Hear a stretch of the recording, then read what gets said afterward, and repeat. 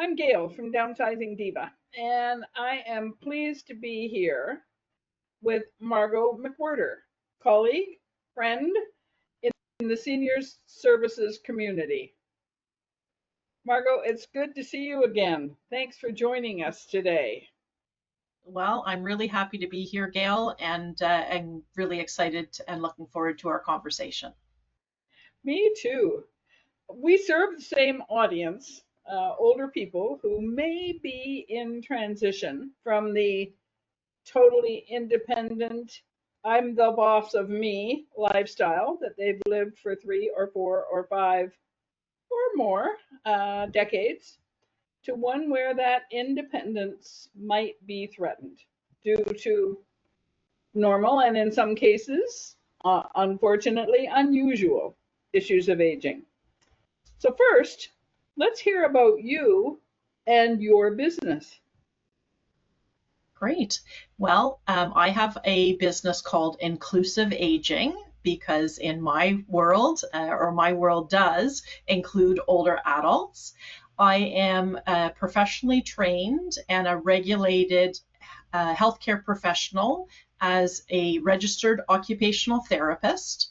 I also have a master's degree in gerontology, and I have worked over the last 3 decades in various aspects of healthcare, and I can say both inside and outside the system. And I started Inclusive Aging in 2019, so pre-pandemic, in order to work with older adults, couples, and families, really to support aging in the right place. Ah, well said. I like that. So do you call yourself a care navigator?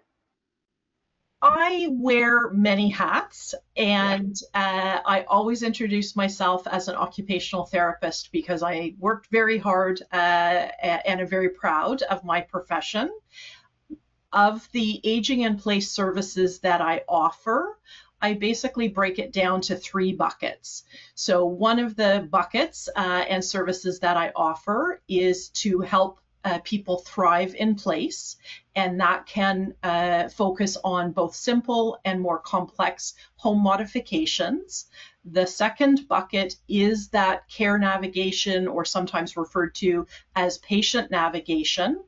And oftentimes where people are in transition in their life, from a health perspective, from a social perspective, and certainly the aging process, they often can still make decisions for themselves, but they may benefit from having somebody who can help them make decisions together with family by providing patient and caregiver information and education, but also really understanding what publicly funded and privately funded services and programs are available and navigating that. So helping people get from where they are to where they want to be with kind of a co-pilot or a quarterback or a care coordinator, as you say. And then the final, or the third bucket, really is that client education and caregiver support, because one of the hats that I wore throughout my career is as an educator, and I really love to empower people to make the best choices for them by making informed and educated decisions. We are seeing a trend where seniors are staying in their homes for as long as possible. Even when managing the property is becoming quite challenging. Are you finding that's the case?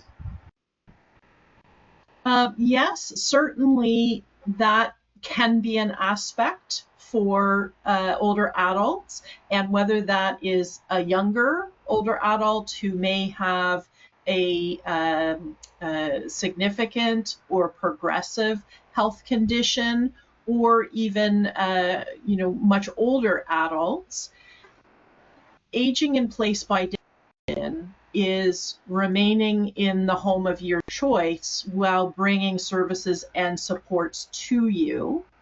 And so one of the things that I really encourage the clients and families that I work with to recognize that there's a difference between proactive aging in place and what I refer to as stagnating in place.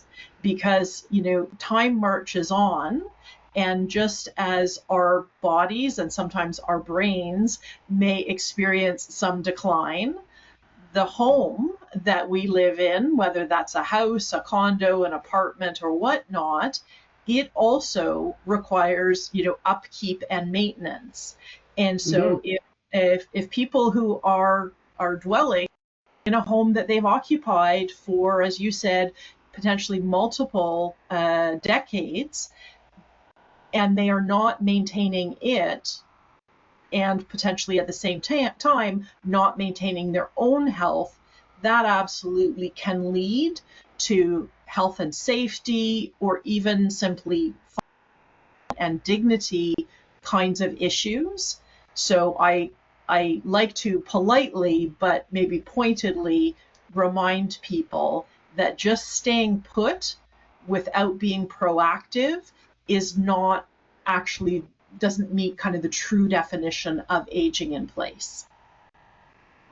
Okay, so we're right. The fact that we moved, but we were proactive right from the beginning, and we made it our mission to create our place.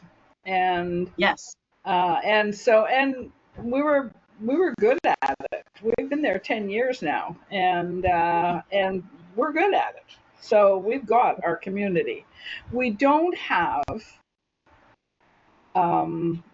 the people right in our building. I find that condo buildings particularly, but all apartment buildings, unless they are senior focused perhaps, or with some sort of focus, are pretty anonymous. Have you very seen much that? so. Mm-hmm. Yes, And so yeah. One of the things that we both know, and we've lived with community around us all the time, all of our adult life, we are very aware of that factor in aging well. But let's go back to somebody who is just making the decision to stay put, wherever that may be, but it's not quite right. It's not quite safe, and it probably is not that convenient as we start being maybe not able to reach as high, or get around with a walker or something like that. So that's where your OT comes in, doesn't it? Absolutely, yes. So as an occupational therapist, what I'm doing when I go into people's homes, when I'm invited in, I am getting to know them and their, physical and or cognitive strengths and limitations, but I'm also evaluating the home environment from a safety perspective, from a mobility perspective, from a functional perspective, and then really applying my clinical knowledge and skills and experience to determine and make recommendations or suggestions on how to adapt the environment to better meet the individual or the couple where they're at now, as well as thinking forward to the extent that I might have a sense of where their, particularly their mobility or their functional safety and independence could go.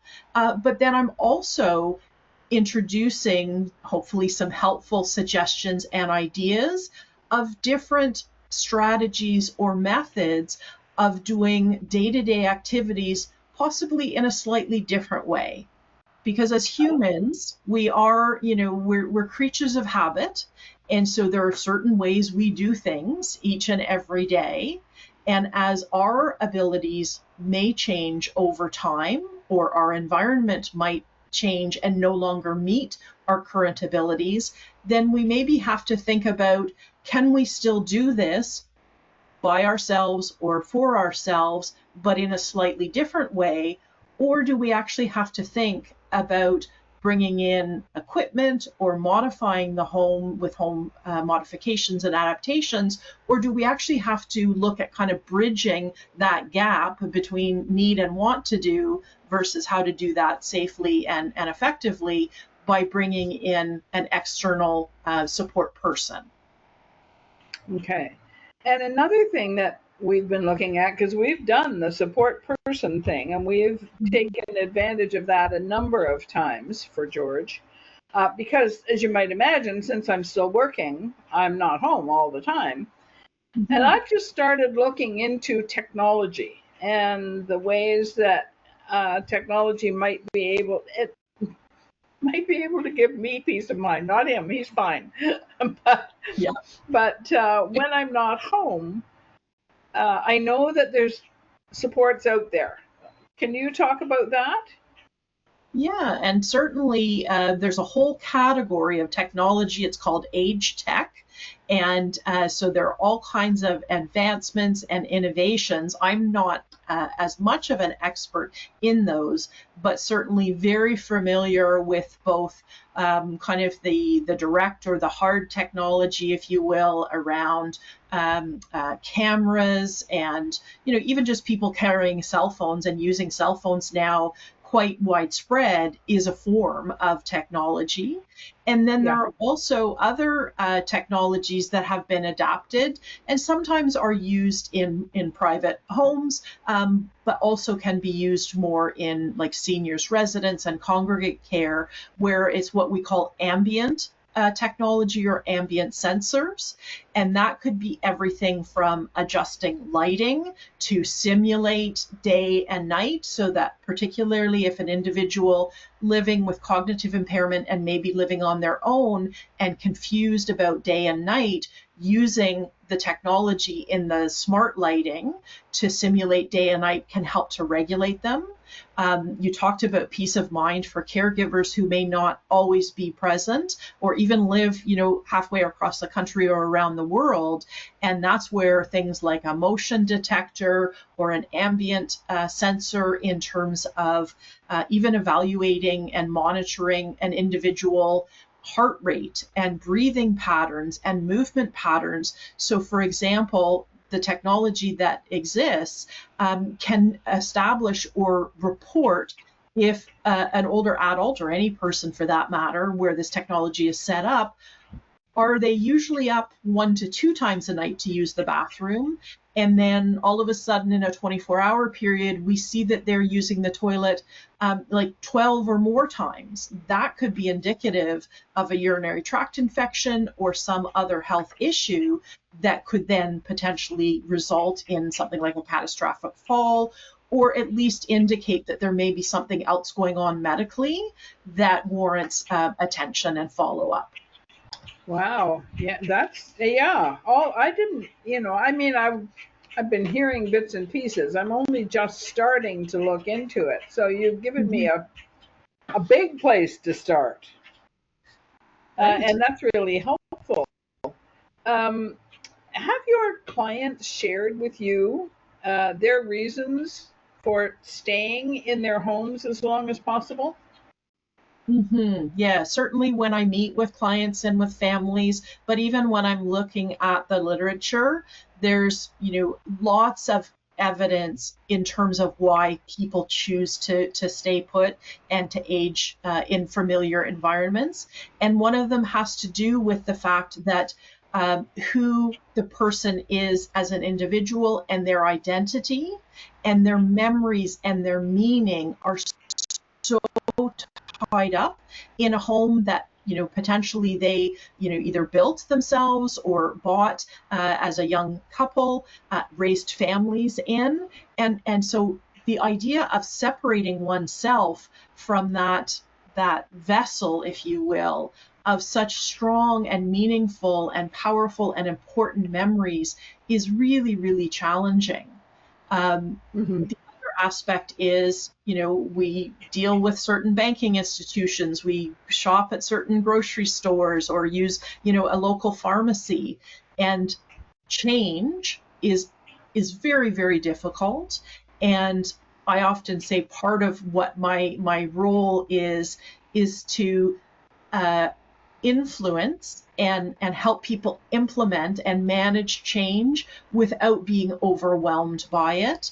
But it really does start with understanding the values and the meaning and the motivation why people may choose to stay and why they might be open to moving. And so I often joke, I say I've never taken a psychology course in my life, but life has been my psychology course.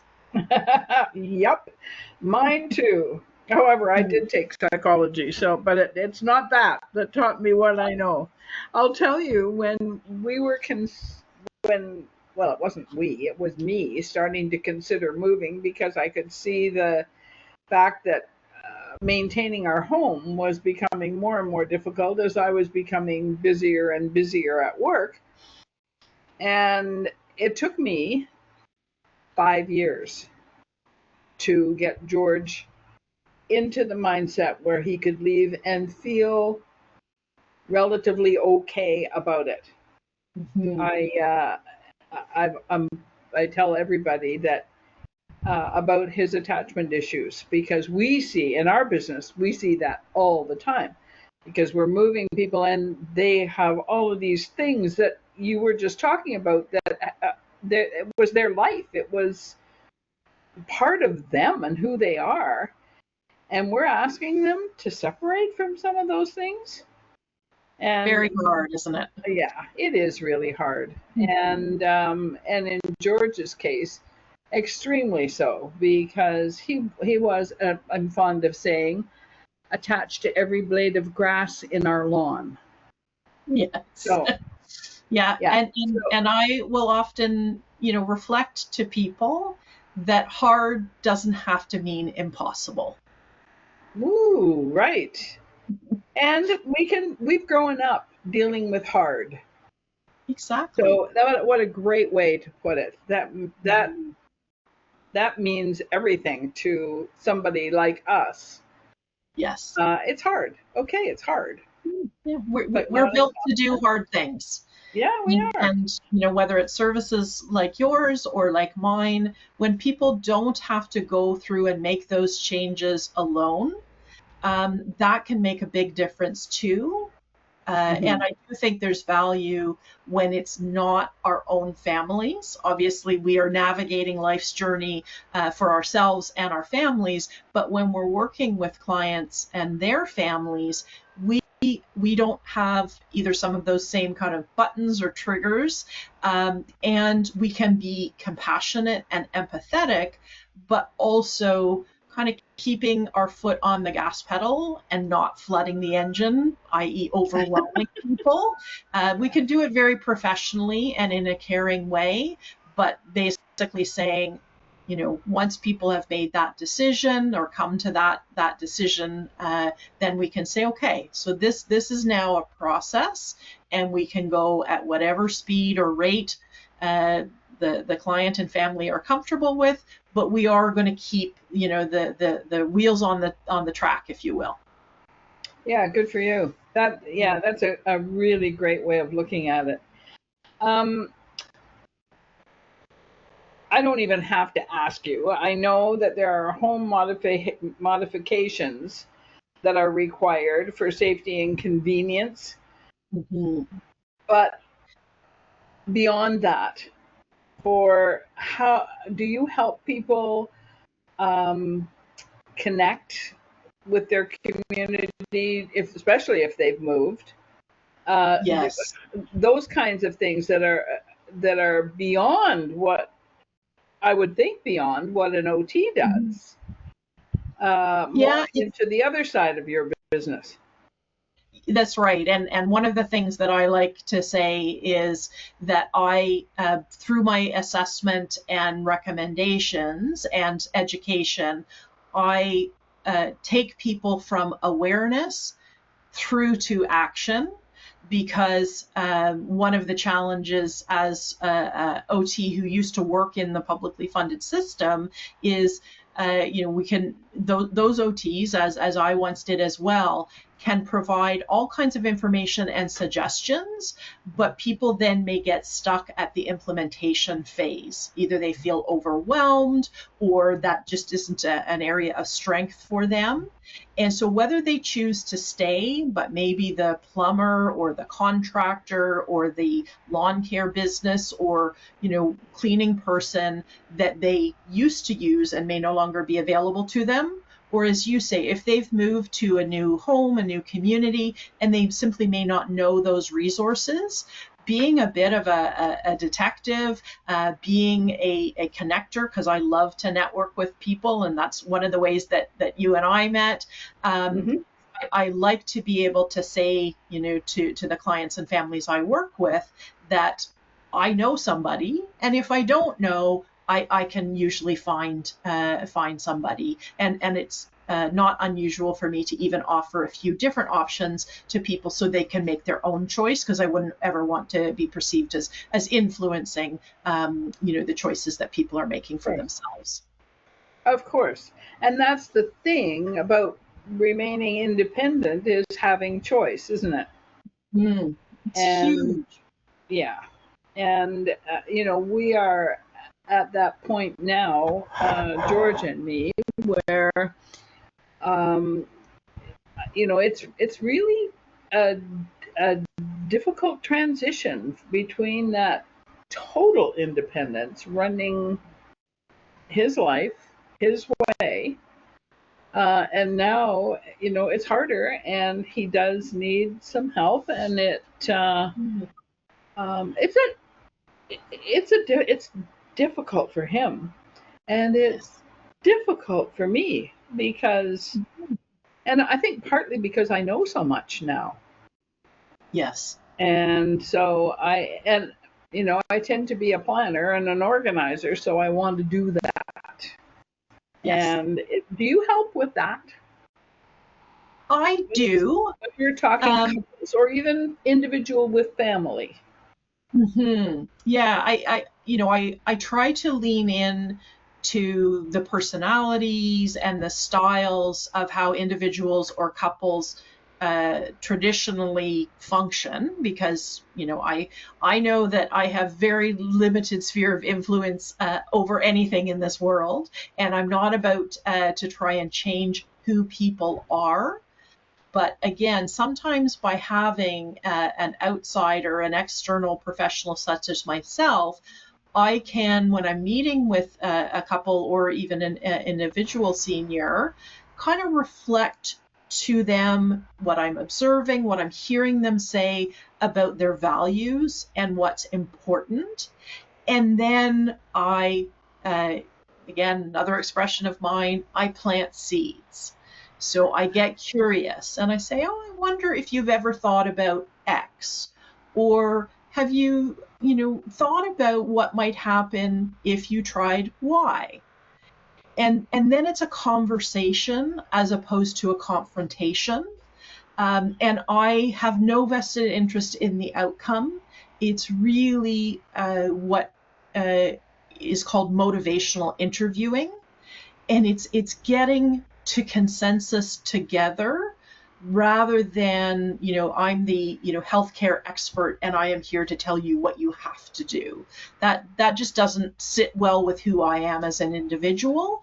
And I know, because I've seen it with my own eyes, it doesn't work well when we are working with other people. Right, of course. Well, I've learned, I knew a fair bit about your business and how you operate from our conversations in the past. But I've learned a lot more now. And of course, for me, this podcast, and it's actually part of a series, is kind of about our journey, mine. And because I'm still working, I'm still happily a downsizing diva. And, but I am my client. Right. I'm going through it, and I want to learn the best way for both of us, and for clients who are alone, and we do have people who are alone and have very little support. And I know from our experience now, there's a lot out there. There really is a lot. You just have to have somebody guide you to it so that you can access what you need. And I just think it's so important for people to know about what you do, because it makes such a huge difference in a transition, especially one that is not of your choice. Exactly. And so we often talk about the planned and the unplanned, or the intended and the unintended transitions. And when we look at quality of life, one of the things that we know is a predictor. Well, two of the things that I think are relevant to people watching or listening to this podcast is really thinking about a sense of belonging. So that's why it's so important to reflect on the community and thinking about where you live, and not just being isolated in a home, but in a vibrant community that you can't access. But then the other piece, and the benefit of planning ahead and not waiting to make a decision in a crisis. The worst time to make a decision, especially if you're not somebody who really likes to make decisions. Like I meet some people who can make a decision like that. Tell me my options, I'll make a decision, and we move forth. And other folks that will literally just kind of stew and stir and fuss, because the action and the mental energy required to not just make the decision, but then act on those choices is just so overwhelming. And when you leave it to a crisis and say, oh, well, we'll cross that bridge when we get to it, or, I don't need to make that choice yet. Unfortunately, you are making a choice in the moment that your future self may not thank you for. Wow. Yeah. And that actually was going to be my last question for you, was how can we be proactive? Because we do, I think, need to be. I need to be prepared. Yes. And some people absolutely need that. Like, it helps you sleep at night. It helps to, aid your digestive system because your stomach's not tied up in knots. And that is as much about who you are and how you live your life. And then there are people, and I do find that these two people usually marry each other. You've got the laissez-faire, whatever, it'll all be fine. And neither one is all right or all wrong. It's really, what are the implications? And when we're younger, and even through middle age and then early senior years, we tend to be a lot more mentally flexible, but physically flexible, and we can kind of adjust and adapt to the environment, both the physical and the social environment we find ourselves in. And that becomes harder, not impossible, but harder to do as we age. We simply may not have that mental or physical flexibility, or we may be living with, pain or sensory loss or, other functional limitations. So all of a sudden, we need our environment to flex and adjust to us, rather than us saying, oh, whatever, I got this, and I'll just, kind of zig and zag as I need to. We need, it's not that we lose ability, it's that our abilities change, and we may be much more functional, safe, independent, happier if our environment flexes to meet our needs, and allow us to be the best version of ourselves that we can be. And isn't that what we all want? It doesn't matter our age. Exactly. Well, Margot, I am so delighted we had this opportunity to talk. Thank you for agreeing to do this with us. And I'll look forward to the next networking event where we will meet again. I look forward to that as well. And thank you for your time today. It's certainly been a pleasure speaking with you, Gail. It's been a pleasure speaking to you too.